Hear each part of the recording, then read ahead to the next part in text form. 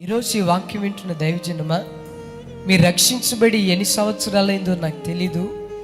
ఎన్ని సంవత్సరాల క్రితం మీరు బాప్తీసం తీసుకున్నారో నాకైతే తెలియదు. కానీ ఒకసారి చూడండి, నువ్వు రక్షించబడిన ప్రారంభంలో దేవా నేను ఇంత భక్తిగా బ్రతకాలి అని తీర్మానం తీసుకున్నావు కదా, నీవు ఆశించినంత భక్తిగా బ్రతకగలుగుతున్నావా? ఈ వాక్యం వింటున్న నీ జీవితంలో దేవునిలో ఎదగకుండా, భక్తిలో ఎదగకుండా, విశ్వాసంలో ఎదగకుండా, దేవునిలో బలపడకుండా నిన్ను ఏది ఆటంకపరుస్తుందో ఒకసారి ఆలోచించు.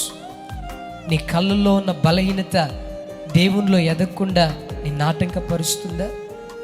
నీ మనసులో వచ్చే అపవిత్రమైన ఆలోచనలు దేవునిలో బలపడకుండా నిన్ను ఆటంకపరుస్తున్నాయా?